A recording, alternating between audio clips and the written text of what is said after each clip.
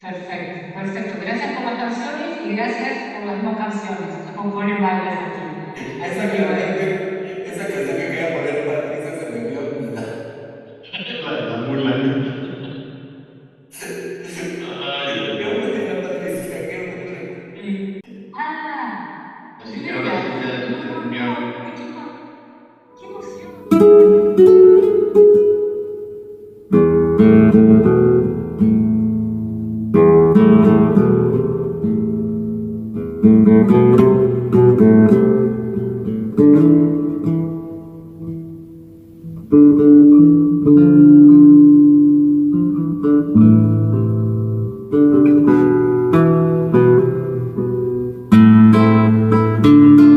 La grabas.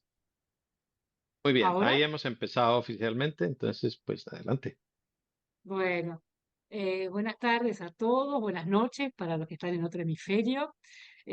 Vamos a recordar cuál es la filosofía que tenemos en estos encuentros, que podemos decir todos, siempre de modo positivo. Podemos elegir decirlo de modo positivo, hablamos con toda la libertad que sentimos en nuestros corazones. Tratamos de evitar lo que pueda llegar a ser alguna descalificación hacia otros, porque termina no siendo constructivo. Y sabemos, como siempre dice Gianfranco, que el moderador, si alguien se sale fuera de alguna de estas normas, puede ser llamado a reflexión un tiempo como en la sala de espera, cosa que no sucede. eh, y que bueno, y que intentamos entre todos construir un espacio seguro donde cada uno de nosotros pueda compartir todo aquello que quiera. Así que bienvenidos a todos a este nuevo encuentro que va a ser el último del año, ¿verdad, Gianfranco? Sí, este es el último del 2023 y volveremos el 12 de enero con, eh, entonces pues tendremos un pequeño break navideño, sí. Perfecto, perfecto. Le decíamos a algunos también que iban ingresando que como va a ser el último encuentro y después vienen las fiestas, si ustedes quieren pueden ir ¿Qué cosa? y buscarse alguna copita de Ah, algo, ¿no? Así después hacemos entre todos un brindis, cada uno con lo que quiera, o sin nada, pero el brindis va a estar. Bueno, sí, sí. Hola Alicia, ¿cómo estás? Hola Alicia, bienvenida. Bueno, queremos, al fin me olvidé ya, Grace, si tú ibas a hacer los pares o los impares, pero bueno, yo Unos arranco impares, con, vamos con impares vos y yo con los pares. perfecto. Queremos agradecer las propuestas de temas que se han dejado en Opus Libros también para nosotros, lo agradecemos y lo estamos teniendo en cuenta para planificar para el año entrante. Y como decías muy bien, Gianfranco, volvemos el 12 de enero, ¿sí? Y ahí vamos a tener una sesión muy interesante, como las que son cada una de estos encuentros, esa vez con un psiquiatra exnumerario, ¿sí? La idea es que entre todos podamos participar, que sea una sesión guiada con cada una de las preguntas que queremos hacer. Por eso, si ustedes desean, pueden hacernos llegar con antelación las preguntas para también poder ir informando a este psiquiatra. Les podemos recordar, después lo vamos a poner en pantalla o lo pueden encontrar en la página, el mail que es complainopusdei@gmail.com. Complainopusdei@gmail.com. En algún momento dado lo pondremos en pantalla y si no, lo pueden encontrar en nuestra página de YouTube. Sí, los testimonios que recibimos y la información a veces es muy fuerte y obviamente eso significa que las personas que los damos o que los están, ¿no? Pues nos puede costar más o menos, ¿no? En todo caso, pues sabemos que muchas personas necesitan acompañamiento o información sobre recursos terapéuticos o a lo mejor solamente conversar con alguien. Así que escríbanos al email de Ágora y nos ponemos en contacto. O sea, si quieren hablar en privado o si quieren conversar cosas que no quieren decir aquí en público que han grabado, por favor.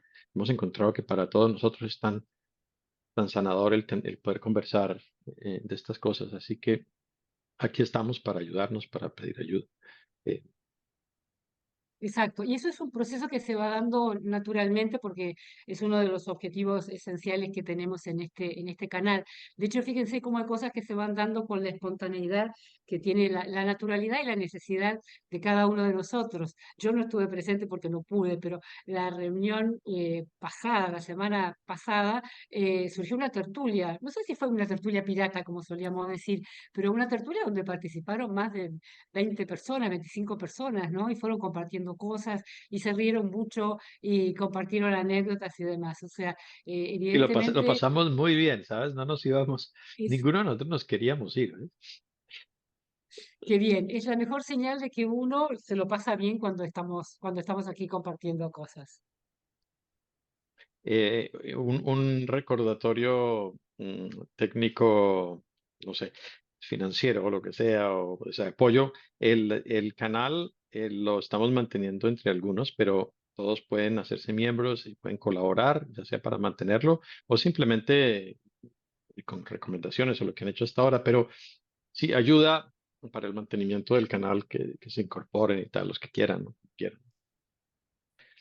Perfecto. ¿Tenemos alguna imagen para compartir ahora o simplemente es un comentario?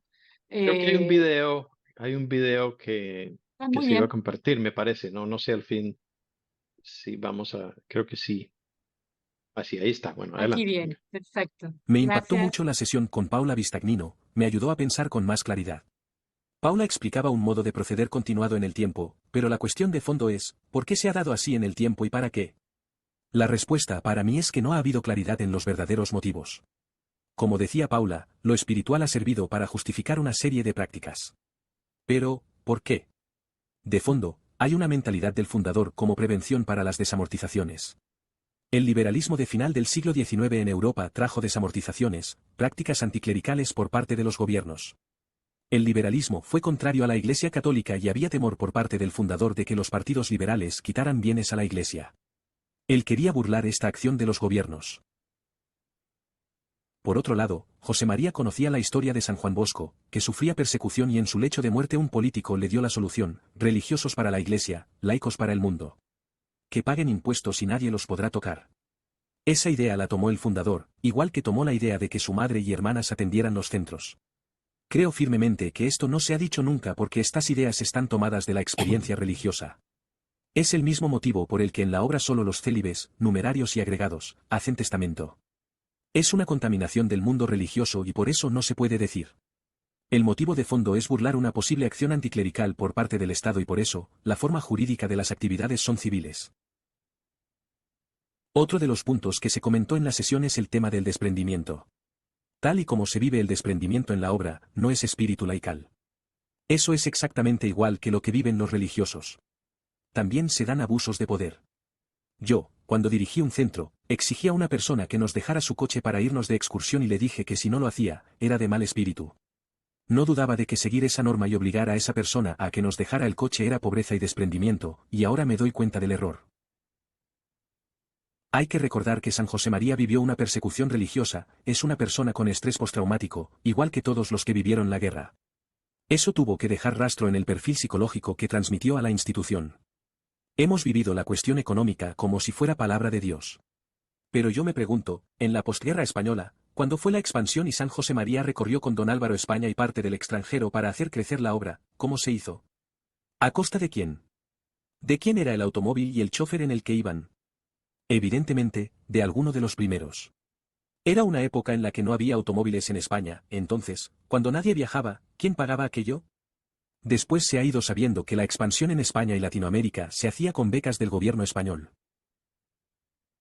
Las personas que solicitaban esas ayudas se dedicaban profesionalmente a eso, pero su motivo no era investigar sino aprovechar para dar el salto.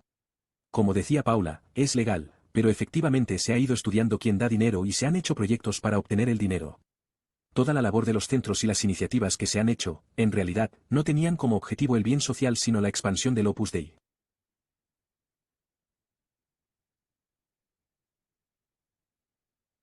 Bien, bueno, agradecemos muy especialmente a muchos miembros activos de la obra que nos siguen haciendo llegar sugerencias, comentarios, explicaciones para que podamos seguir de alguna manera comprendiendo muchos de estos procedimientos.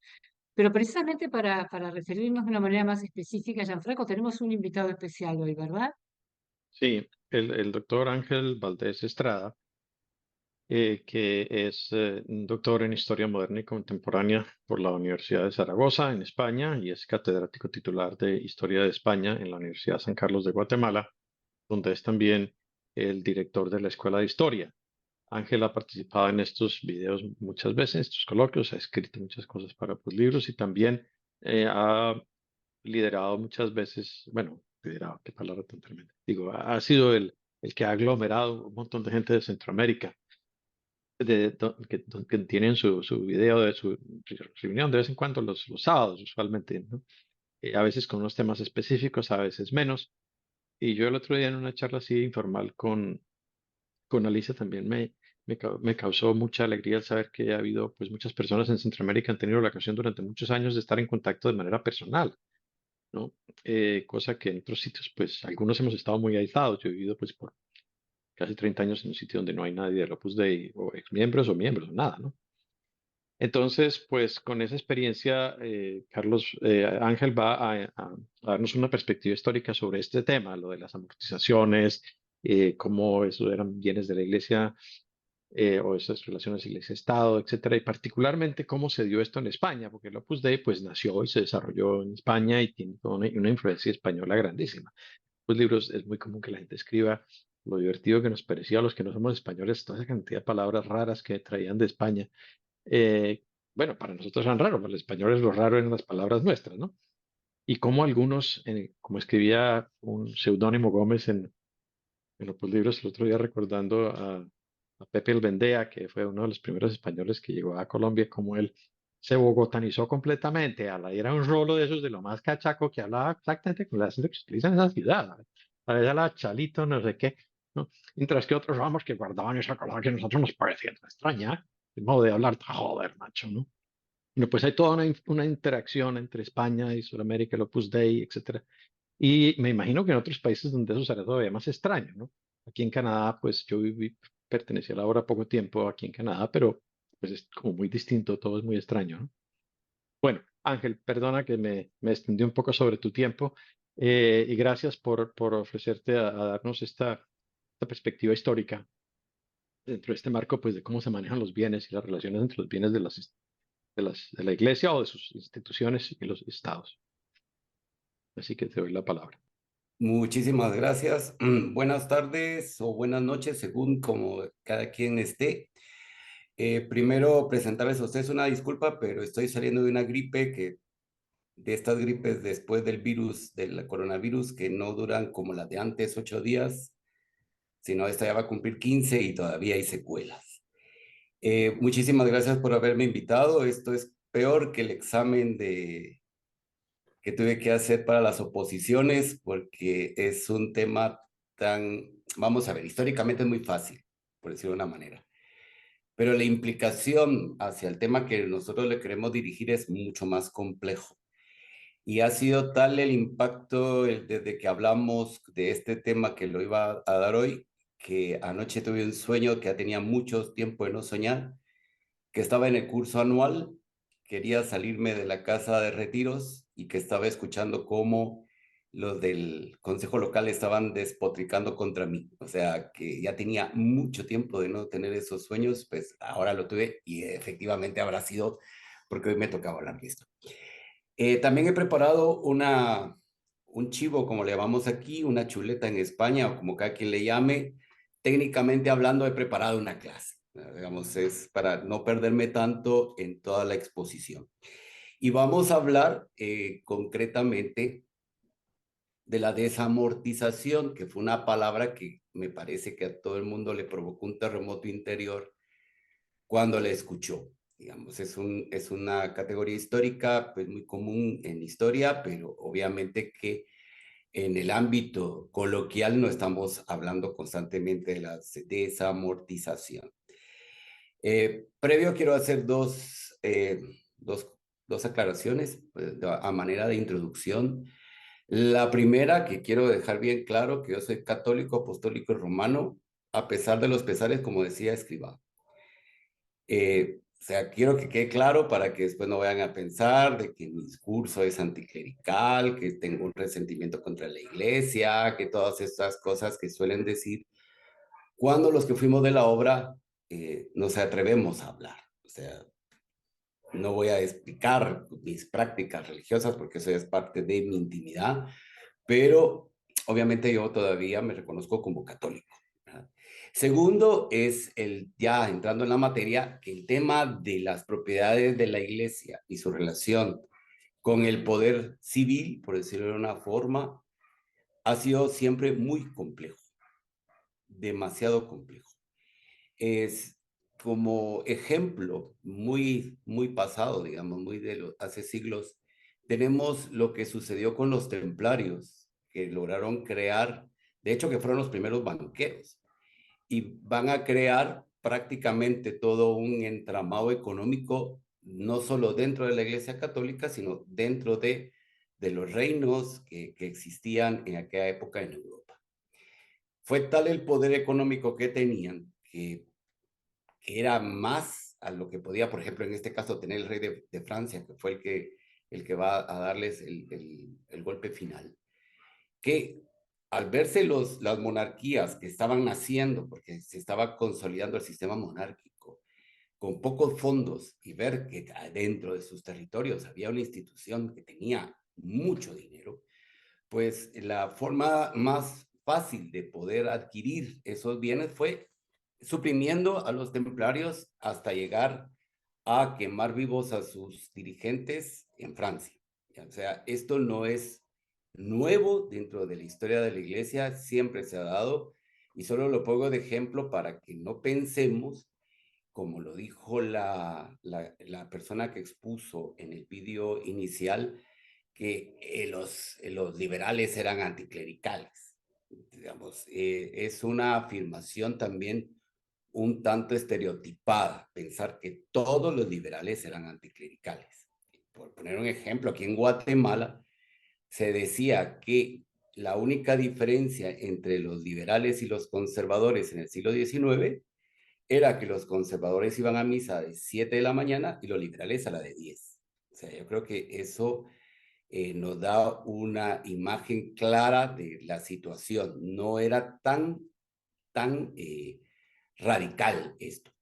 Por otro lado, las desamortizaciones no son solamente del periodo liberal, tal como lo exponen, digamos, en este vídeo, sino como hemos visto en este ejemplo que les he dado inicialmente, ya tenemos un caso que fueron los templarios, como otros casos posteriores, por supuesto. Ahora bien, que los liberales tenían la idea de la separación de iglesia de Estado, pues sí, por supuesto. Lo que no significa que al hablar de separación de iglesia de Estado estemos hablando que estamos ante un Estado ateo, que también los hay, pero no vamos a entrar en ese terreno. Las primeras desamortizaciones los vamos a encontrar, en el caso ya de España, en el periodo del antiguo régimen. ¿A qué nos referimos al antiguo régimen? A todo el periodo anterior al capitalismo, con las formas de explotación de la tierra, con las formas de la propiedad de aquella época. ¿De acuerdo? O sea, a eso nos vamos a referir con antiguo régimen. Y por tanto, en España vamos a tener las primeras desamortizaciones de antiguo régimen ya con Carlos III, cuando se va a tener la idea de desamortizar qué, porque estamos hablando de desamortización y tenemos que averiguar a qué nos estamos refiriendo. Las desamortizaciones, dicho y traducido en una forma más coloquial, es expropiar tierras en lo que en aquella época se denominaba en manos muertas. ¿Cuáles eran estas tierras en manos muertas? Las que estaban en posesión de la Iglesia Católica y en el caso de España, las iglesias de los comunes, es decir, de los ayuntamientos. En el caso de América Hispana, esas tierras en manos muertas son de la iglesia, por supuesto, y de los pueblos de indios, como se les denominó en las leyes nuevas y ordenanzas de Barcelona de 1542 y que está contenido en las leyes de Indias. que van a estar vigentes para el caso de la América Hispana hasta el periodo de las independencias, que va en el quinquenio de 1820 a 1825. Digamos, para que veamos que en los dos lados también esto sucedió, obviamente. Si en España estábamos viendo desamortizaciones en el siglo XVIII, por supuesto que en América también lo hubo. ¿Ya?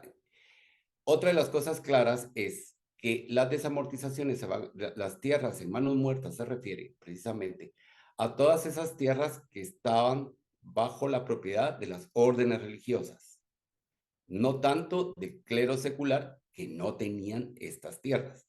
Aunque las desamortizaciones posteriormente, como veremos, también van a implicar a las propiedades en manos de clérigos seculares.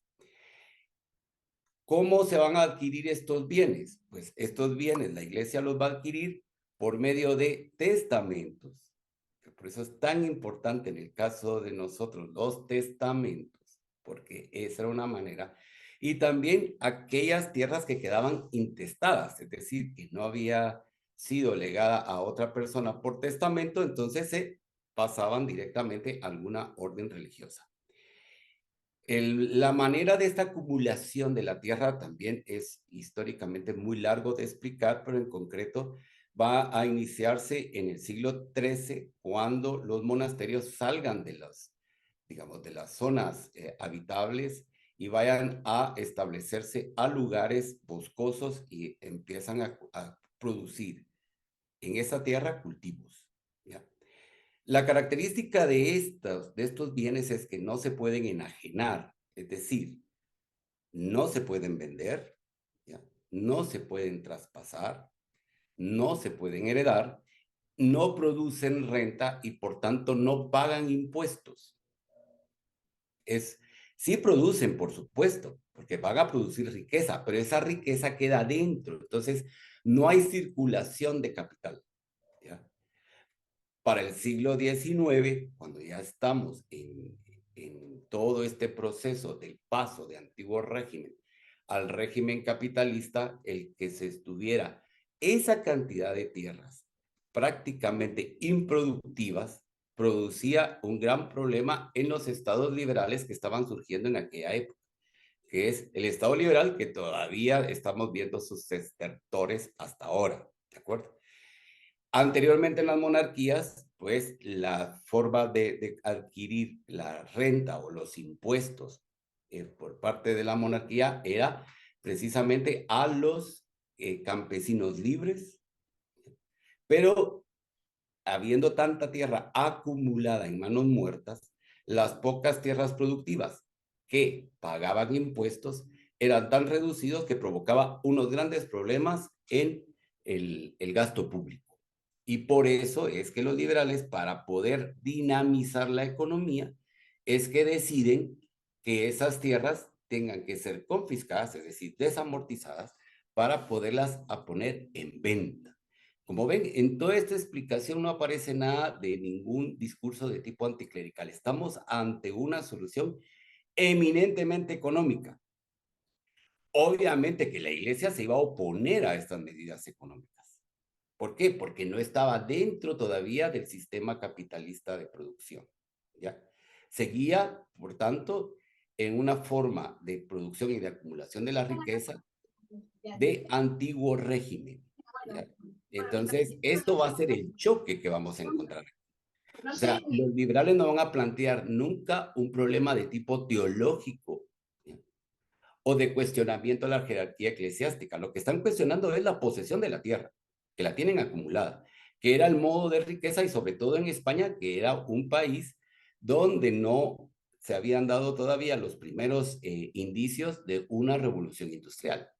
Estamos ante un país eminentemente agrícola y aún así, siendo agrícola, la poca producción agrícola que producía impuestos no permitía un desarrollo propio de la época, que estamos en el siglo XIX. Así es de que tenemos ese proceso por el cual se confiscaron tierras de manos muertas. Y ya lo aclaré, la iglesia y las tierras de comunidades. Y en América Latina, la iglesia y los pueblos de indios. ¿Ya? Todavía en América Hispana, en la actualidad, persisten algunas tierras que son, en el caso de México, se le llaman tierras ejidales, que pertenecen a algunas comunidades, y en Guatemala también todavía las hay, muy pocas, pero existen, ¿ya? Con otro régimen totalmente distinto, es decir, siguen perteneciendo a las comunidades, pero sí hay ciertas gravámenes para el Estado que deben de cumplir, porque el régimen de propiedad no es propiedad privada, es decir, no son propiedades individuales, sino son propiedades colectivas, monasterios, conventos, para lo que estamos hablando de la desamortización, o en el caso de las tierras comunales, al ayuntamiento o a los pueblos de indios, tal como lo expliqué, ya sea del lado de España como del lado de América. La primera, entonces, vamos a ver que va a ser impulsada por los ilustrados, ¿no?, que se preocupan por el atraso agrícola en España. Y el objetivo fue fomentar y beneficiar la agricultura en España, liberando esas tierras, como ya he dicho, que estaban cautivas en esas manos denominadas muertas. Se dice muertas porque no hay una producción que beneficie al bien común, por decirlo en términos actuales, sino que se quedaba prácticamente todo encerrado como en una especie de gueto, por decirlo de una manera, ¿ya? O sea, no había más beneficio hacia los demás que no fueran a los que estaban dentro de esos términos de esas tierras.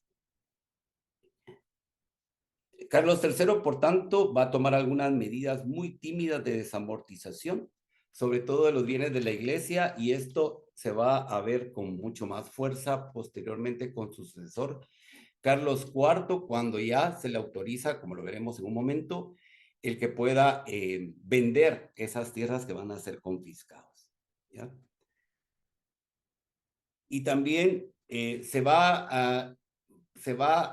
esta reforma de Carlos III, se va a lograr que esas tierras que estaban apoderadas de los comunes, o sea, de los ayuntamientos, se puedan vender, y también tímidamente va a establecer que la iglesia no pueda adquirir nuevas tierras, es decir, no se le va a confiscar todavía nada, pero que ya no pueda acrecentar más, digamos, su espacio geográfico en posesión de las tierras, porque se vuelven improductivas. De hecho, había muchos terrenos baldíos que también van a entrar en las desamortizaciones posteriores, que no producían nada, y eso era como pérdida, digamos. Lo que se buscó en el tiempo de Carlos III fue poner, por tanto, en cultivo tierras que no se cultivaban, ¿verdad? Incultas, y que no va dirigido precisamente a una solución social, sino únicamente buscar crecer buscar crecer la geografía agrícola, que, como ya he dicho constantemente, quedaba muy reducida por las pocas tierras que estaban en manos libres, ¿ya? Recalco, estamos todavía en antiguo régimen, o sea, no hay un cambio del sistema en nada, simplemente lo que está buscando la corona es tener más fondos para poderse pagar así, o sea, poder cubrir los gastos que tenía que realizar, autofinanciarse o financiarse, ¿verdad? Carlos IV va a ser el que va a iniciar una desamortización muchísimo más seria en 1798. Y esto va a ser porque la Santa Sede le va a permitir la expropiación y la venta de las propiedades de los jesuitas y de las obras pías, ¿ya? Acuérdense que Carlos III había suprimido la Compañía de Jesús en España y en América Hispana y Filipinas, hasta que logra conseguir que el Papa disuelva la Compañía de Jesús. Primero fue el proceso de la disolución de los jesuitas, y posteriormente fue la venta de todo lo que había sido confiscado por parte del Estado. Fueron terrenos inmensos, tanto en España como en América, ¿verdad? En América tenemos las reducciones jesuíticas en Paraguay, en el norte de Argentina, si no estoy mal, y gran parte del sur de Brasil. Entonces, esto suponía una inyección económica muy importante para la corona, porque tenían un déficit impresionante en la hacienda. Entonces, lo que se busca es lograr estabilizar, digamos, los ingresos de la corona para poder sufragar los gastos de una serie de situaciones como las guerras también, que las van a ver y que no los voy a describir porque no es nuestro tema, ¿ya? Aquí, por tanto, la desamortización no se hizo para incentivar la agricultura, sino para solucionar los problemas que tenía la corona en la deuda pública, ¿ya? Entonces, la primera que vimos fue para tratar de aumentar digamos, la geografía agrícola, y en esta segunda que estamos viendo todavía en antiguo régimen, es para poder paliar los problemas que se tenían de la deuda pública que cada vez crecía más y más y más. La primera desamortización que ya podríamos decir que entra en la línea directa de los liberales, ya en la transición del antiguo régimen a un régimen capitalista, va a ser con José I Bonaparte, ¿ya? Durante la invasión francesa, y que también esta como otra que vamos a ver dentro de un momento van a tener como fin el pago por la guerra de independencia en España. En el caso de José I Bonaparte era para poder sufragar los gastos del ejército francés invasor en España, y la otra va a ser para pagar a las tropas y la guerra que estaban llevando los leales a la corona. El 18 de agosto de 1809 vamos a ver que se da la supresión de todas las órdenes regulares, monacales, ¿verdad? Como se decía en aquella época, los mendicantes y los clericales también, ¿verdad? O sea que hay una, en términos así ya, analizándolo profundamente, hay como una cacofonía, ¿verdad? Pero bueno, en aquella época lo manejaban también así, y sus bienes pasaron automáticamente a ser propiedad de la nación. Entonces, esa va a ser otra. Cuando veamos en todo este recorrido, y además, antes de continuar, por favor, he visto que hay preguntas en el chat. Pueden hacerlas de viva voz, porque a mí me cuesta un poco leer el chat, aunque mejor lo voy a poner para que así, si cacho algo. Bueno, Patricia, por ejemplo, nos dice: entiendo que lo de las manos muertas se refiere también a cuando el motivo de la nación desaparece. En el caso de México pasó cuando las misiones de la Alta California pasaron a ser de Texas, no de México, o desapareció la Inquisición. Sí, tiene que ver también eso, porque más adelante, Patricia, veremos que ciertos bienes no ciertos, todos los bienes de la Inquisición también van a pasar a ser esto. Pero las manos muertas sobre todo se refiere a que no producen renta. Para el Estado no hay beneficio alguno, ¿ya? Como he dicho, dentro de estas tierras, porque si nos referimos a tierras es porque todavía estamos enfrentados a una sociedad cuya economía descansa en agricultura. Por eso es que ahí se tenía que apuntalar. Según las teorías liberales de aquella época, si se lograba un desarrollo agrícola, podríamos tener más personas libres, en tanto no estar sujetas a la tierra, porque esa es otra. Las personas que vivían dentro de los territorios en manos muertas estaban sujetas a la tierra y sujetos a el que estaba ostentando en ese momento el control de esas tierras. En el caso de los monasterios, digamos, los laicos, los célibes que trabajaban ahí como agricultores, estaban sujetos a las disposiciones del superior del monasterio, ¿ya? Por tanto, era una especie de servidumbre todavía, ¿ya? Con muchas reminiscencias todavía feudales, por supuesto. De hecho, toda la legislación, tanto para España como América, de los siglos XVI, XVII y XVIII y parte del XIX, tienen su fundamento en las formas jurídicas y de derecho medieval, ¿ya?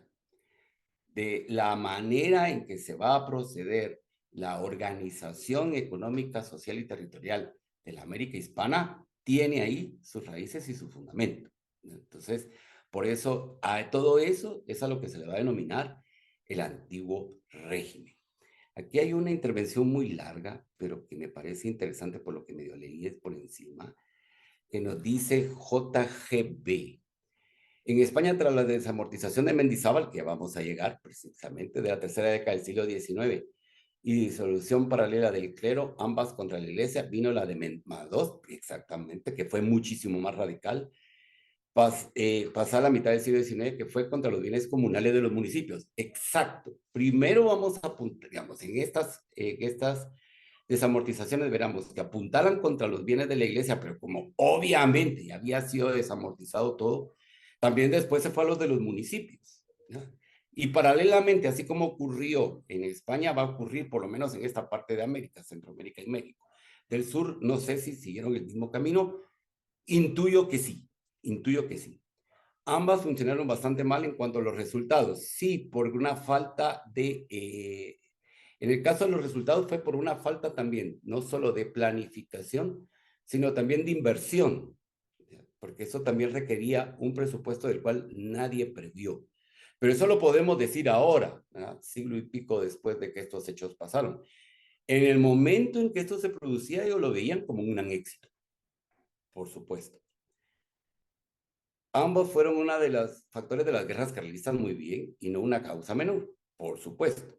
Curioso porque en México ocurre algo similar a finales del siglo XIX. Sus desamortizaciones llevaron a la revolución y junto a esta... Uy, se me fue. Bueno, se me fue. Ah, aquí está.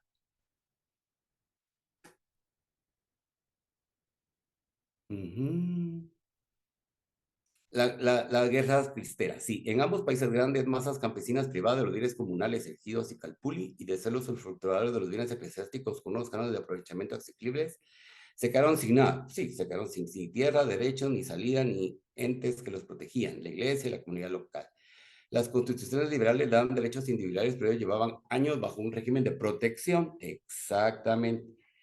Como aparecer los servidores conforme al antiguo régimen. Totalmente de acuerdo. O sea, esa síntesis me parece que nos hizo un spoiler porque nos dijo el final de dónde tenía que llegar, pero está perfecto. O sea, es así. O sea, como el régimen establecido para las poblaciones indígenas en América era de antiguo régimen de tipo feudal, las leyes de India solo contemplaban a dos figuras, o sea, dos grupos con derechos y obligaciones de tipo civil, digámoslo así, ¿ya? Que van a ser la República de Españoles y la República de Indios.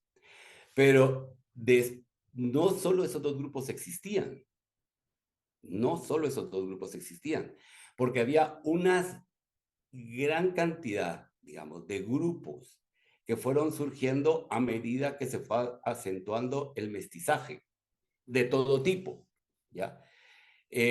Vamos a tener, por ejemplo, los que estaban, por decir de una manera, más cerca de cualquiera de estos dos grupos, van a ser los mestizos que surgirán de la relación entre indígenas y españoles. Pero también tendríamos entre indígenas y afrodescendientes, entre afrodescendientes y otros mestizos con los zambos. Y entonces ahí nos van a ir creciendo un montón de grupos. Todos esos grupos sin ningún derecho, ni derecho a la tierra, ni derecho a apelar a la corona, ni derecho a tener una vivienda. Entonces todos dirían, ¿cómo vivieron así en 300 años? Pues esa fue la conflictividad de todo ese proceso. Pero ese es otro tema que se sale del nuestro, pero que viene a raíz de esta intervención que me parece muy, muy oportuna. Y el régimen de protección se va a referir a que desde las leyes nuevas ordenanzas de Barcelona de 1542, uno de los principios que va a provocar el gran debate de Salamanca es, primero, ¿los pobladores en América son seres humanos, sí o no? Yo sé que a ustedes todos brincaron como brincan mis estudiantes cuando yo les digo esto en una clase. Para nosotros eso podrá ser aberrante. Para aquella época, pues era como lo lógico preguntar, bueno, ¿y estos quiénes son? ¿Ya? Y lo resolvió el Papa Pablo III diciendo, sí. Entonces, al momento de decir sí, estos pasan a ser súbditos, dependientes de la corona. Y entonces se dice, sí, son súbditos. Y va a estar los 10 principios básicos de Fray Francisco de Vitoria, cuando él dice, sí, pero necesitan estar en tutelaje, ¿verdad? Porque son como niños. Y ese va a ser el principio del tutelaje que nos está explicando aquí en este comentario del chat.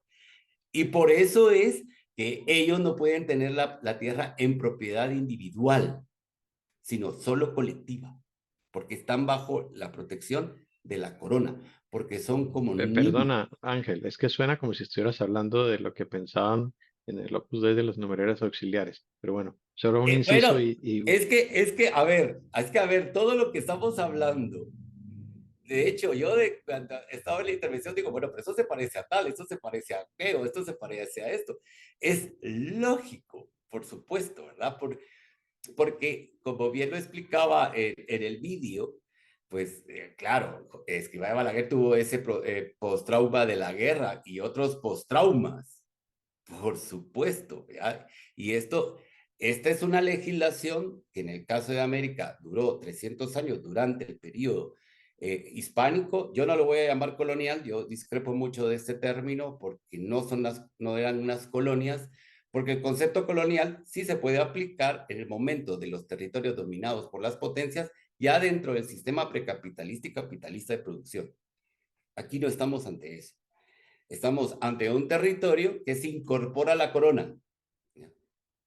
Les voy a poner un ejemplo así muy sencillo, aunque nos vamos a salir mucho del tema.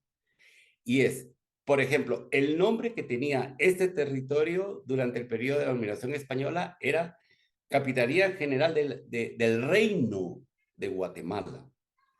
Y el reino no era, pues, como ponerle una cuestión así como para que se oiga bonito. No, era un reino incorporado a la corona de Castilla, que posteriormente, a partir de 1700, con la llegada de los Borbones, pasa a ser de la corona española, con sus instituciones que van a rendir cuentas al Consejo de Indias, que había el Consejo de Castilla, el Consejo de Indias y el Consejo de Navarra, que también funcionó, y el Consejo de los otros territorios fuera de la península hispánica. Entonces, son, digamos, como los entes asesores de la corona para llevar el gobierno de ciertos territorios.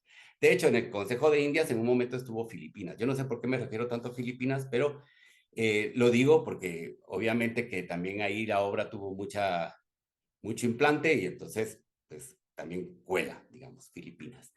Bien, después de esta, ¿me pueden interrumpir, por favor? Porque yo sé que pues, hablar de historia para unos puede ser apasionante y para otros puede ser hiper aburrido, ¿verdad? Entonces hay que ponerle un poquito de dinamismo porque si no, uno lo que provoca de profesor de historia es dormir al personal y eso es lo que menos quiero, que se duerman. Ya vimos la de Carlos IV, por tanto la de José Bonaparte, y luego tenemos las Cortes de Cádiz. ¿No? Las Cortes de Cádiz, que son de 1810 a 1814, que va a generar la primera constitución para América y España. También de mucho debate en ciertos círculos porque se dice, no, la primera constitución de España y de América fue la de Bayona. Pero hay una gran diferencia. Es cierto, la de Bayona fue promulgada antes, pero la Constitución de Bayona es una constitución concedida. Es decir, cuando se habla de una constitución concedida es que el monarca la concede al pueblo. En cambio, la Constitución de Cádiz es una constitución que se da el mismo pueblo por medio de las Cortes Constituyentes establecidas en Cádiz con diputados de España y América, porque también van a haber muchos, bueno, una cantidad de diputados americanos que van a participar en la Constitución de Cádiz, que fue un esfuerzo colectivo, que es una constitución liberal. Pero si ustedes leen el preámbulo de la Constitución de Cádiz, inicia invocando el nombre de Dios y reconociendo la fe católica como la religión oficial en España y en América. Liberales, ¿ya? Y lo recalco, sobre todo porque el vídeo nos decía que los liberales eran anticlericales, toda su política anticlerical fue lo que le llevó a quitar las tierras y todo esto. No, ¿ya? Y ahí estamos hablando que un buen número de los diputados eran liberales, pero fieles a la corona. Ojo, y va a ser una de las constituciones dentro de su género más liberales que se puedan haber encontrado en ese momento.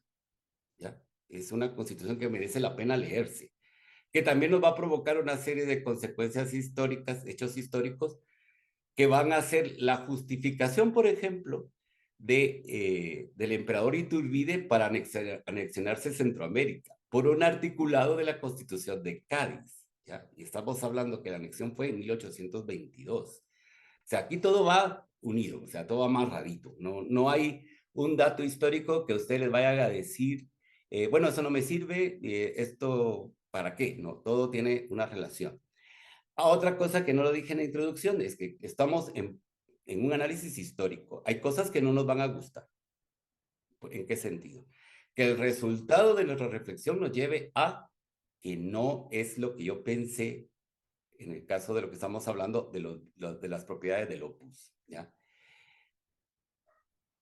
Pero aquí viene una cuestión bien importante. Este es un análisis histórico, pero ahí viene el otro aspecto para lo que nos interesa, el componente ético. Y como lo bien dijo Paula, ¿es legal? Sí, es legal, por supuesto. Ahora, ¿es ético esto?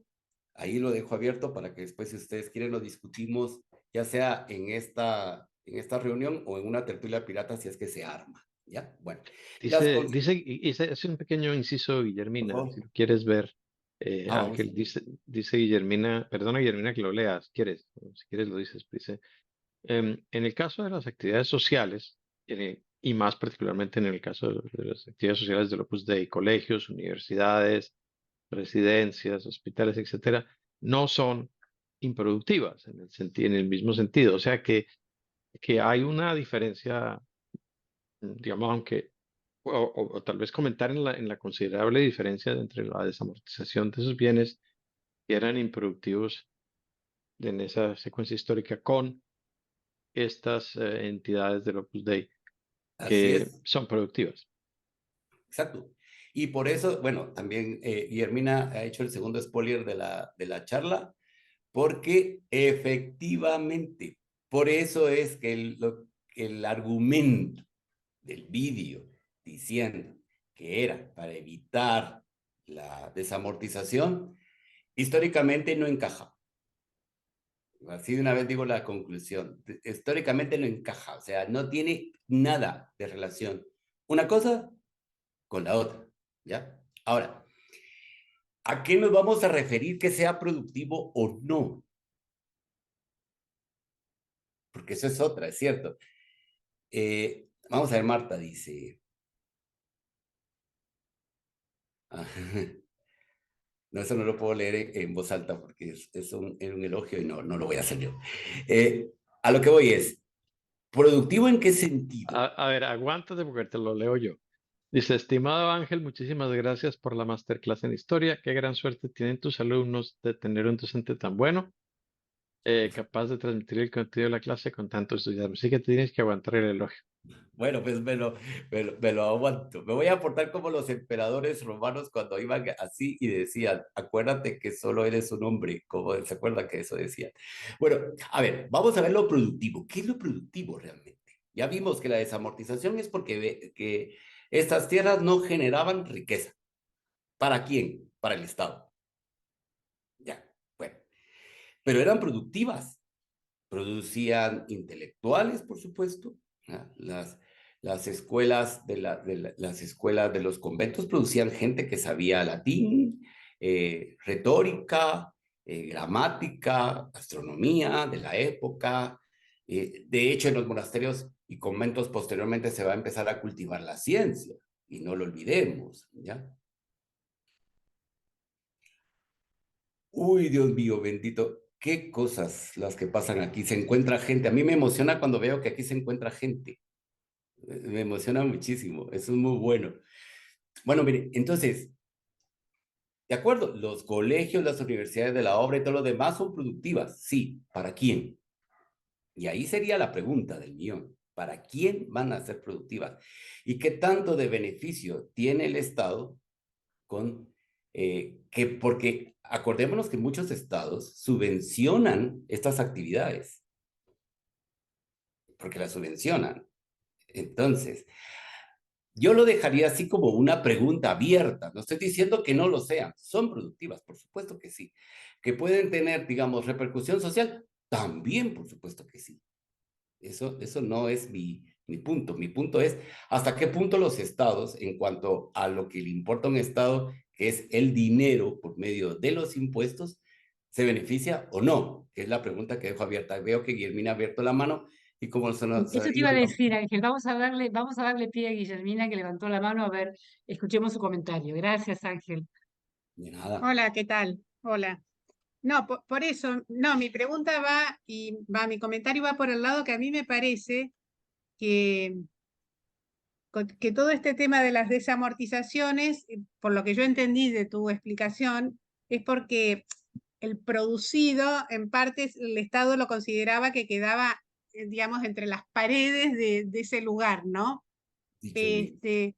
En cambio, una actividad como puede ser un colegio, una universidad, es decir, más allá de las personas que pueden estar ahí como montando y coordinando y gobernando esa actividad, hay un montón de personas, podríamos decir, externas que participan de esa actividad, de ese colegio, de esa universidad, de ese hospital.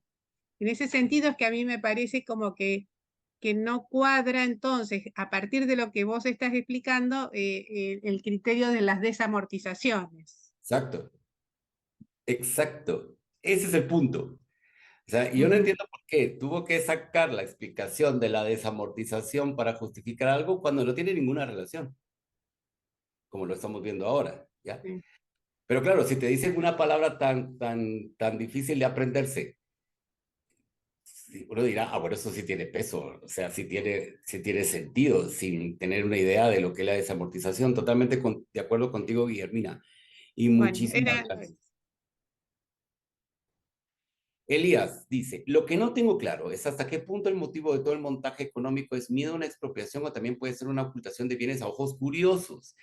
Por ahí también va el asunto, Elías, exactamente, ¿verdad? Porque ya vimos, bueno, una cosa ya que está saliendo así, las desamortizaciones en el caso para España digamos, se dan en el siglo XIX. Lo que vamos a ver al principio del siglo XX, en concreto con la Segunda República, es otra cosa totalmente distinto del concepto de desamortización, ¿ya? Y aún así, de la cantidad de desamortizaciones que va a haber en España en el siglo XX, que es una barbaridad, porque cada vez uno cuando lee o escucha esto y dice, bueno, y otra desamortización, y no que ya lo habían hecho, es porque van a haber periodos donde hay desamortización, después nuevamente regresan esos bienes a las instituciones eclesiásticas, viene otra desamortización, así. Y como bien lo apuntaba en el comentario anterior, va a llegar un momento donde ya no hay nada que desamortizar de la iglesia, que se van a las tierras de los ayuntamientos. ¿Mm? Que eso va a suceder. Ahora, lo propio al principio del siglo XX que se va a dar ya no son desamortizaciones, sino que son las denominadas reformas agrarias, que es otra figura histórica totalmente distinta de lo que estamos hablando ahora. ¿Ya? Entonces, si podemos pensar que Escrivá Balaguer tuvo un post-trauma por todo lo que vivió en España, se tendrá que referir más a lo que van a hacer las reformas agrarias, que ahí sí tendría sentido el que dijera, bueno, hizo esa presión porque después vienen las reformas agrarias con las confiscaciones para alimentar esas reformas agrarias. Eso ya es otro tema. Pero la desamortización no tiene nada que ver. En las Cortes de Cádiz, por tanto, también va a haber otra desamortización, la del 13 de septiembre de 1813, donde van a entrar otra vez todas las órdenes religiosas, y van a entrar los bienes de los traidores, Godoy entre ellos, y los afrancesados. ¿Ya? ¿Para qué?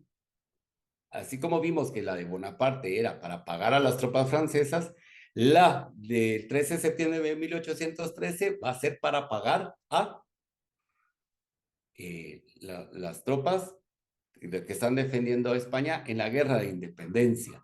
Y cuando hablamos de desamortización en España, también es aquí, ¿no? O sea, en América. Se da, digamos, en los dos lados del charco. Aquí hay otra intervención. Aunque se escapa la línea histórica, nos dice JB, en muchas ciudades de España, sobre todo las gobernadas por la derecha, subvencionan los colegios religiosos y por tanto los del Opus. No es que no reciban fondos de ellos, tampoco lo hacen en los colegios privados ni públicos, sino que evitan en gasto público que tendrían que dar para dotar los colegios públicos necesarios. Los concertados son más baratos al erario público. y así ganan adeptos y votantes. Ese es su caladero. Por lo que estamos ante un win-win. Efectivamente, en el caso de la educación concertada en España, que eso sería también, si algún día aquí en Ágora tratan el tema de los colegios, esto tiene que ser uno de los subtemas que tendrá que tratar la persona que lo converse, ¿ya? Porque eso es bien importante también. Ahora, en el caso de la desamortización de Cádiz, nos encontramos que fue la primera medida legal generalizada de desamortización del siglo XIX, ¿ya? Porque fue más contundente, ¿ya? Y sobre todo, que aquí ya no van a ser el gobierno de la monarquía propiamente dicho, porque está en el exilio, sino es el gobierno de la Junta Provisional de Gobierno, que anteriormente se llamaba la Junta Provisional de Regencia, ¿no? Entonces, que va a estar en Sevilla y que va a funcionar desde ahí, después a Cádiz, porque por las tropas realistas y todo lo demás van a estar unas movilizaciones tremendas. Esto se va a suspender, esta medida de desamortización se suspende en 1814 cuando regresa Fernando VII el deseado, ¿no? Porque resulta que el Fernando VII, cuando le piden que jure la Constitución, dice que no y arresta a todos los que él denominó en aquel momento los antimonárquicos, y otra vez el San Benito, los anticatólicos, y hasta que viene Riego, que cuando va a capturar a estos, al final en el camino, en Despeñaperros, se salen un grupo a convencerlo, convencen al general Riego y regresan a Madrid y obligan a Fernando VII a jurar nuevamente la Constitución. Pero en el periodo de 1814 al 1820 fue un auténtico caos legal, porque unos ayuntamientos sí reconocían la Constitución todavía, otros no. Eso en el caso de España. En el caso de América pasó lo mismo, ¿ya? Y sobre todo en el caso de América, el asunto fue que no solo estaba el problema de la Constitución, sino ya estaban los procesos independentistas, ¿ya? Que los primeros procesos independentistas en América, que muchos los datan de 1810, se van a referir a esos movimientos de no reconocimiento a José I Bonaparte, al reconocimiento de la Junta Provisional de Gobierno y a la participación en la Constitución de Cádiz para lograr más autonomía en los territorios.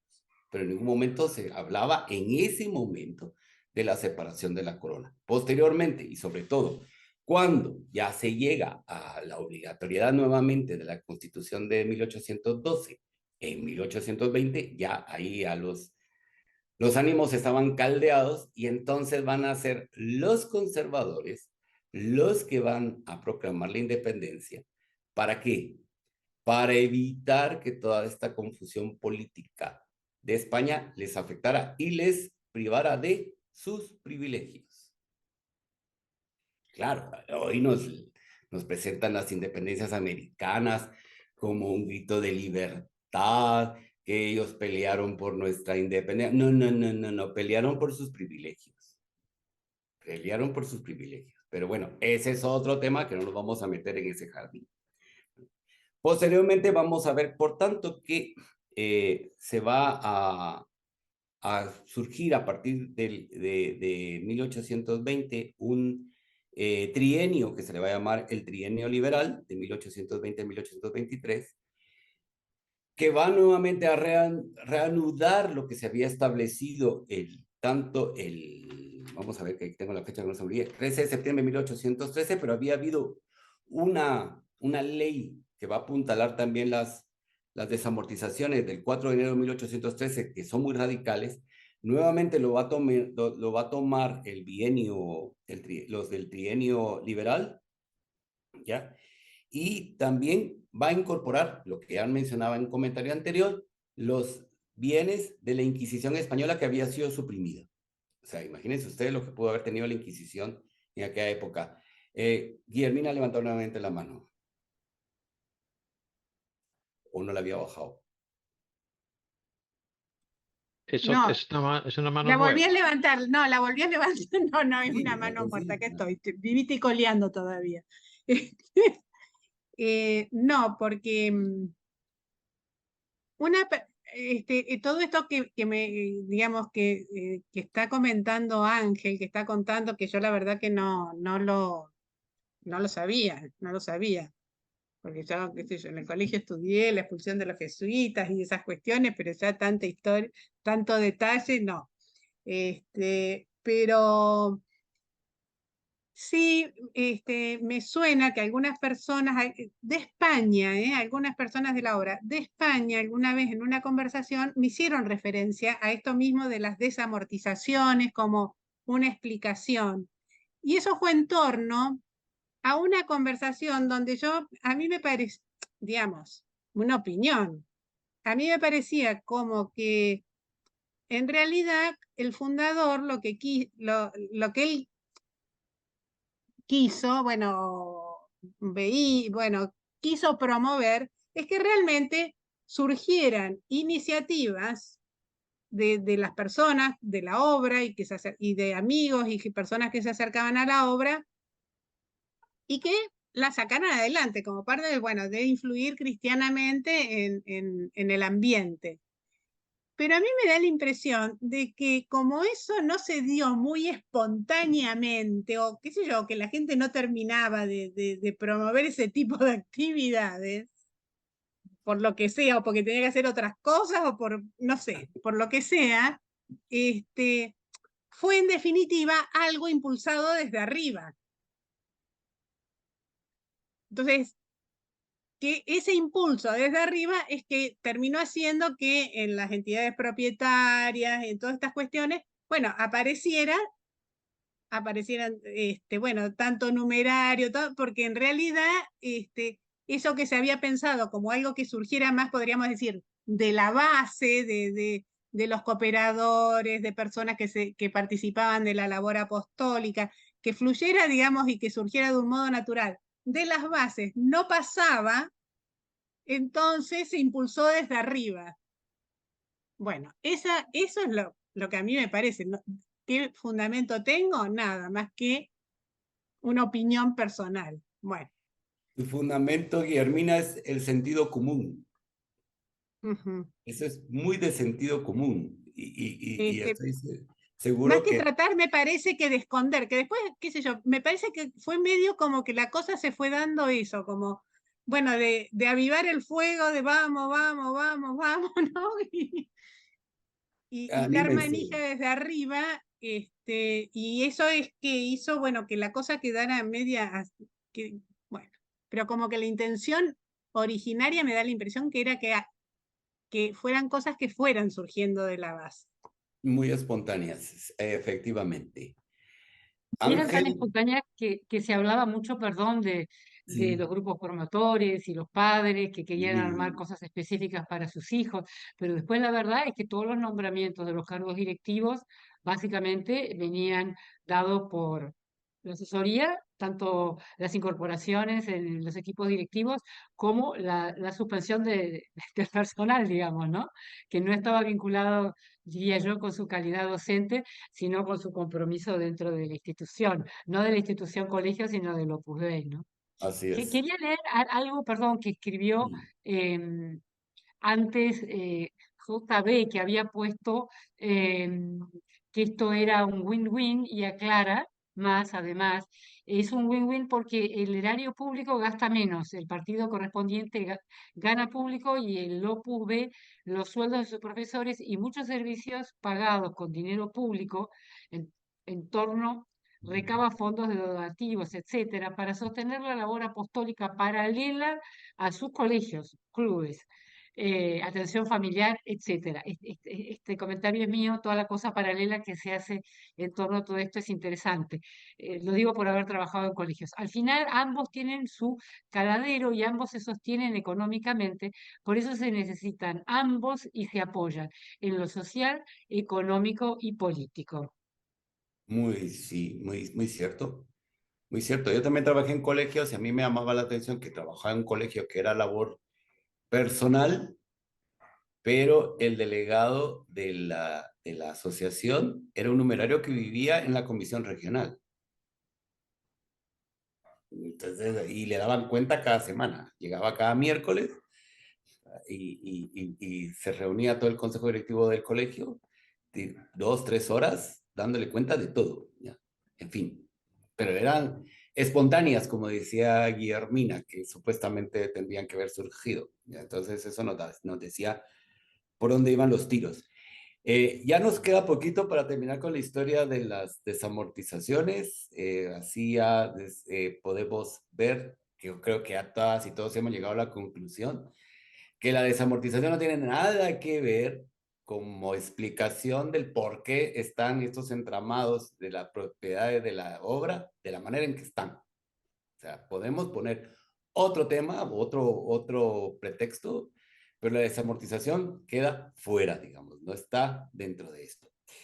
Ya les decía, entonces estábamos con lo del trienio liberal, que también van a volver sí, que esos fueron, perdón, los que van a incautar, quedarse en propiedad con todos los bienes de la Inquisición española. Y el 1 de octubre, nuevamente se van a suprimir los monasterios y las órdenes monacales. O sea, y otra vez, las tierras que habían tenido en ese periodo, se las vuelven a quitar, ¿ya? Y el 11 de octubre de 1820 se les prohíbe a todo tipo a todo, digamos, toda figura jurídica, digámoslo así, que caía en la denominación de manos muertas, se les va a prohibir poder adquirir tierras, exprofesamente, en esa ley del 11 de octubre de 1820. Ahora tenemos las desamortizaciones más conocidas, que son, por ejemplo, la de Mendizábal, que va a ser de 1836 a 1837, ¿ya? Otra vez, supresión de todos los conventos y monasterios y sus propiedades pasarán a ser bienes nacionales para su venta, porque eso es lo que se buscaba. Ahora, estas ventas de las tierras, que supuestamente era para impulsar la economía agrícola española, como bien lo apuntó alguien en un comentario, digamos, el objetivo no se logró. Los grandes latifundios del sur de España, por ejemplo en Andalucía, son producto de estas desamortizaciones. ¿Por qué? Porque los que pudieran haberla comprado, pero que eran pobres, ¿ya?, no podían adquirirlas y los otros sí, ¿ya?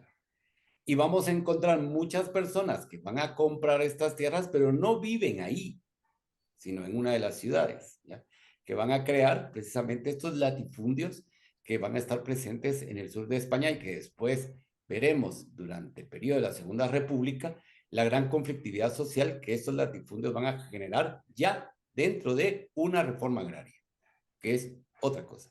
Y como ustedes se dan cuenta, aquí solo estamos hablando de tierras, ¿ya? Por supuesto, en el caso de la supresión de los conventos, es otra de las ideas liberales, que es quitarles de las manos el control social. ¿Cuáles eran estos controles sociales? Los nacimientos, las defunciones, los casamientos, la educación y la salud.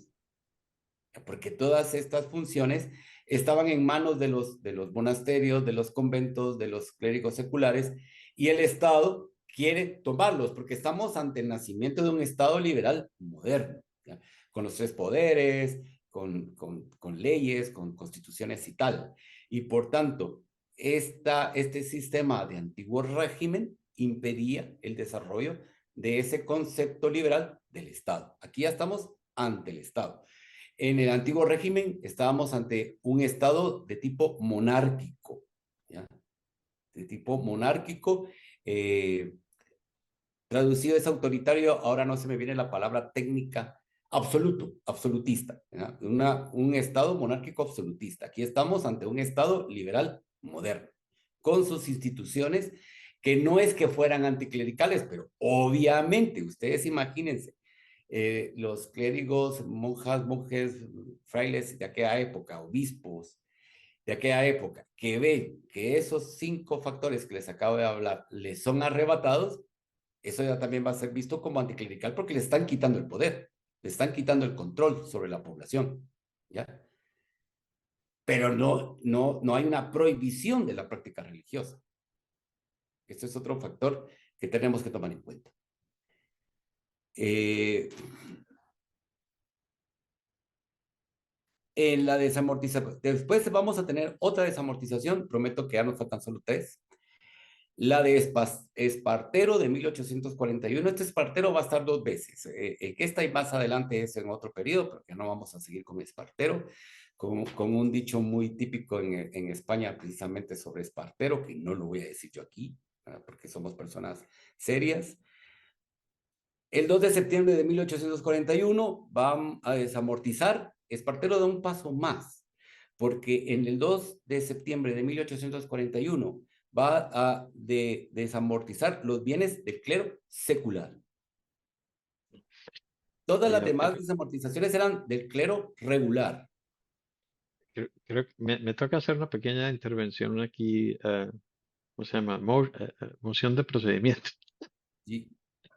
No, es porque tenemos que hacer algunos anuncios, entonces quería, Grace tiene que mencionar algunas cosas, pero quería ver si podías ir como redondeando. Yo sé que la historia no se la puede hacer acabar cuando uno le da la gana, pero A tiempo lo has ir dicho ya, redondeando Franco, un porque ya poquito. solo me falta la de Mados y con esa terminamos. Ya. La de Mados, que es la última que fue mencionada también en uno de los comentarios, que va a ser de 1854 a 1856. Entonces, el 3 de marzo de 1855, aquí la de Mados ya apuntala a ya no hay propiedades del clero regular, ya no hay propiedades del clero secular que son de manos muertas que podamos desamortizar. ¿Cuáles nos quedan? La de los ayuntamientos. Y prácticamente con esto digamos, se logra equiparar, unir las desamortizaciones civiles con las religiosas y termina, por decir una forma también, el proceso de desamortización en España en el siglo XIX. Termina. ¿Por qué? No porque los siguientes periodos ya no haya personas que quieran desamortizar, sino porque no hay nada más que desamortizar. Ya todo fue repartido. ¿Ya? Así de sencillo. En latifundios, en minifundios, en una serie de formas de la propiedad de la tierra que van a surgir alrededor de estas dos figuras, latifundios y minifundios, pero ya sacaron a las manos muertas de ahí. Hicieron que sacaran sus manos de ahí, de los bienes de las tierras, y que se logró.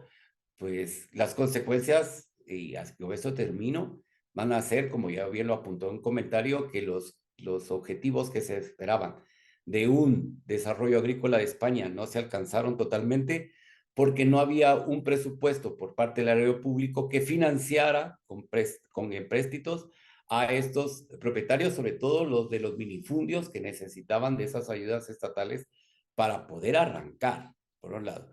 Por otro lado, van a crear esos grandes latifundios que ya he mencionado en el caso del sur de España. Y el tercero es una consecuencia que ahora tiene muchas repercusiones, no solo en España, sino a nivel global, que va a ser la deforestación. Y que, por supuesto, cuando hablamos del cambio climático, lo primero que tenemos que apuntar nuestra mirada es a todo lo que se hizo en el siglo XIX, cuyas consecuencias estamos viviendo ahora. Y por último, solo una pinceladita. Lo de San Juan Bosco, brevemente. Lo que le dijeron a San Juan Bosco precisamente fue lo que hizo. ¿Ya? Pero la realidad italiana es totalmente distinto a la realidad española de aquella época. ¿Por qué? Porque la realidad italiana se estaba refiriendo sobre todo al momento en que se está creando la República Italiana o el Reino de Italia, la unificación italiana de 1870, 1871. Y obviamente el enemigo a vencer eran los estados pontificios. ¿Ya? ¿Los que propugnaron la unificación italiana eran anticlericales? No. Pero lo que querían era su país unificado. Y el gran problema para lograr unificar Italia eran los estados pontificios, con sus respectivas propiedades, no solo dentro de los estados pontificios, sino fuera de los territorios de los estados pontificios. Incluida la casa de mi bisabuela. Incluida la casa de tu bisabuela, pues precisamente. Ahí ya toqué una tecla. Si ya estaba en un jardín que no me tuve que haber metido, en este último ya ese sí era el prohibidísimo, pero me metí. Conclusión, y con eso prometo que me callo. No tiene nada que ver la desamortización como argumento para decir que ahora lo que hace la obra es es correcto porque se está protegiendo de la desamortización. No, lo que estamos viendo en el Opus Dei ahora, con la forma en que tiene sus bienes, no solo obedece a otro sistema, porque la desamortización se refiere a desmontar el antiguo régimen. Aquí ya estamos dentro de un régimen capitalista cuyas leyes le van a permitir hacer lo que está haciendo. ¿Es ético? Dejo la pregunta abierta para que cada quien la piense en sus momentos libres de ocio y solaz esparcimiento. Muchísimas gracias y espero no haberles aburrido. Pero muchísimas gracias, Ángel, por tu exposición, por instruirnos en esto que ignorábamos, ¿no? Como decía Guillermina, tal vez nosotros no profundizamos mucho en este aspecto de la historia y es una manera también de permitirnos conocer más y sobre todo que nos quede finalmente claro que el argumento de la desamortización no es el argumento válido para justificar el procedimiento dentro de la obra. Eso es lo que nos ha quedado súper claro. Así que muchísimas gracias, Ángel. Muchísimas gracias. Bueno, aquí también hay muchos agradecimientos, Javier, Alicia, Scowax, todos te agradecemos realmente este tiempo que nos has dedicado. Muchísimas gracias, Ángel, nuevamente. Bueno, Gianfranco, este es nuestro último encuentro por el año, ¿no? Hasta el próximo 12 de febrero, de enero, hacemos un pequeño receso, Sí.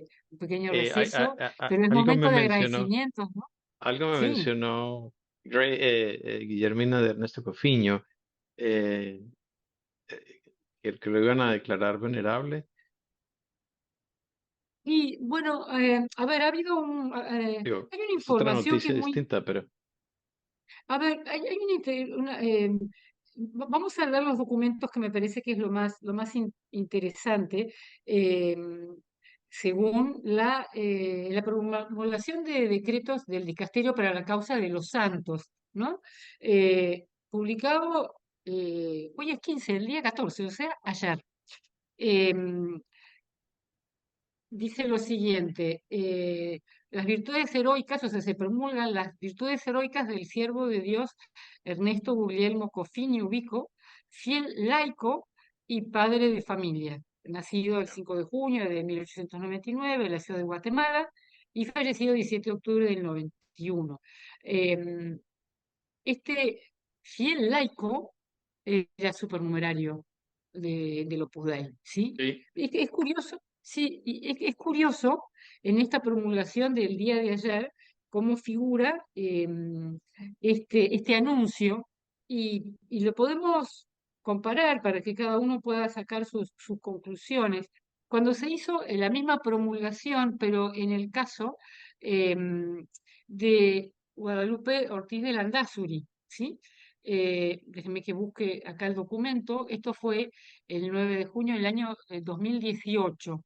El decreto fue el siguiente: un milagro atribuido a la intercesión de la venerable sierva de Dios María Guadalupe Ortiz de Landázuri y Fernández de Heredia, laica de la prelatura personal de la Santa Cruz y del Opus Dei, nacida en Madrid, España, y el 12 de diciembre de 1916 y fallecida en Pamplona el 16 de julio de 1975. En el ya caso de queda muy Guadalupe Ortiz claro de la omisión. Landázuri, se menciona que era laica y que formaba parte de la prelatura personal. Ahora, en este tiempo que yo estuve y no estuve presente, que estuve por Madrid, agradezco mucho el cariño de la gente de Madrid, especialmente, de todo corazón. Tuve la oportunidad de estar ahí en el oratorio del Caballero de la Gracia, donde están depositados sus restos. Por eso lo relacioné con este decreto. Pero es curioso, ¿no? Que mientras que y esto no tiene que ver con la publicación, una publicación interna de la obra, esto es una publicación de la Iglesia, ¿no? La diferencia con el paso del tiempo, cómo se publica las características o el estado de cada uno, ¿no? Si era un miembro laico y formaba parte de alguna institución o no. Esto, no sé, me parece que es algo interesante, ¿no? No sé si tendrá que ver con toda esta movida que está habiendo en el último tiempo, pero no sé si hay alguien que tenga mayor información o que pueda comentar algo. Aquí Ángel levantó la mano. Sí, Ángel, te escuchamos. Muy breve otra vez. Solo comentar que este era como la respuesta de la Santa Sede a las denuncias que se han hecho. Porque independientemente de cómo lo hayan puesto al principio, que a uno le pusieron de una manera, otra es como decir, bueno, nosotros seguimos con el tema del carisma y esto está pues aceptable. La verdad que yo pienso que no era como muy oportuno el hacer esta declaración, sobre todo de una persona que yo conocí y que obviamente para mí y como para muchos aquí en Guatemala, pues como que no llegaba ni, si mucho dejémoslo, una persona buena gente y hasta ahí. Y hasta ahí, tal vez eso es mucho. Y solo decir que la noticia en Guatemala no tuvo ninguna repercusión. O sea, ninguna repercusión. A pesar de que le dedicaron un paso de nivel, un puente, en uno de los... un puente que se hizo, fíjense, un puente que se hizo para facilitar el acceso a uno de los colegios de la obra. Ojo. O sea, el puentecito ese solo va ahí. Y se le puso este nombre. Nada más, gracias. No, gracias a ti, Ángel. Bueno, acá hay un comentario de Guillermina que dice, esta diferencia en la declaración puede estar relacionada con los motus propios sobre prelaturas personales y la situación de los laicos en la prelatura personal. Sí, claramente puede tener que ver. Puede ser una casualidad, pero también puede estar vinculado con esto, ¿no? Lo digo porque es una noticia muy reciente. Gracias, Ángel, por estas acotaciones que haces, o sea, que no haya tenido repercusión en su propia tierra es algo, es curioso, ¿no? Pero bueno, es así. Y yo de Em, chiquito, la única laica a la que conocí era una perrita que la habían llamado laica porque era el mismo nombre de la perrita que los rusos habían mandado al espacio exterior. Yo en esa época no entendía nada de estas cosas. Para mí laica era un nombre de perrita, lo mismo que los otros llamaban al otro perro Trotsky, porque era de los que ha traicionado al Partido Comunista. Entonces lo llamaban a los perritos, les ponían Trotsky. Esto de los laicos y las laicas y todo eso para mí durante muchos años era otra cosa. Pero voy a retomar, Grace, lo que tú decías de que estamos ya a final de esta reunión que para nosotros es prenavideña, motivo por el cual yo he traído hoy el juego favorito de mi abuelita francesa, Marguerite Thiot Pernet, y por eso voy a celebrar y hacer un brindis aquí por todos y cada uno de ustedes y por nosotros, para agradecer su presencia a lo largo de todo este tiempo y desearles lo mejor en estas fiestas, en las Navidades y en Colombia, mañana empieza la novena de de Navidad, preparación para Navidad. Eso es pachanga y buñuelo y natilla y cante y villancicos y ande, ande, ande, la Mari Morena. Entonces, villancicos españoles que yo aprendí después en la obra. Pero había otros que también formaban parte ya de la tradición colombo-venezolana y es una época muy bonita. En otros países la Navidad como que empieza el 25, ¿no? Aquí tienen The 12 Days of Christmas, 12 días de Navidad, y en otros sitios en Dinamarca, por ejemplo, hacen todo el calendario del Adviento, ¿no? Y esto es todo, cada día es una pachanga diferente. Pero para nosotros pues, los que están ustedes dentro de la obra, los que no están, los que no han sido, los que no nos fuimos, no importa. Es una época muy bonita, de cariño, de amor, de unas tradiciones que reflejan lo mejor de lo que somos los seres humanos. Por eso es tan bonito que ya hemos llegado a al final de este ciclo y nos preparemos a empezar el año entrante con tanta energía y tanto cariño. De modo que, bueno, aquí está el brindis, pues, por cada uno de ustedes, por su felicidad. Muchas gracias, Gianfranco, y sobre todo, muchas gracias. Ahí veo que Sole buscó su copita y Agustina Sí. está brindando con su taza. Ángel ya venía con su copón de vino, así que muchas gracias a cada uno. Es un momento especial, yo digo, esta altura del año de hacer un agradecimiento a cada uno por estar, por sumarse, por formar parte de esta comunidad, por armar esta comunidad y por lo que cada uno de ustedes brinda, aporta y sobre todo por este espacio donde encontramos tanto cariño y tanto acompañamiento unos de otros, porque hemos vivido cosas parecidas, hemos vivido incomprensiones parecidas también, y entonces solo cada uno de nosotros puede brindar la calidez y el apoyo que cada uno necesita. Así que muchas gracias para todos. Y hacer mi brindis, y yo siempre tengo una frase, es que nada nos quite la alegría de la Navidad, que nada, nadie nos quite esa alegría. Así que muchísimas gracias a cada uno. Si alguien quiere decir algo, compartir algo, me parece que estaría súper lindo que lo pudieran hacer también. Gracias. Yo comparto este Malbec, que es un vino de acá de la Argentina, que invito a todos a pasar a probarlo cuando quieran. Bueno, Gracias, Sole. Muchas gracias. es un vino aragonés, ¿verdad? Delicioso, se los recomiendo. Los vinos aragoneses son muy peleones, es decir, le pega a uno muy rápido y por eso son buenos. Ya, se los recomiendo.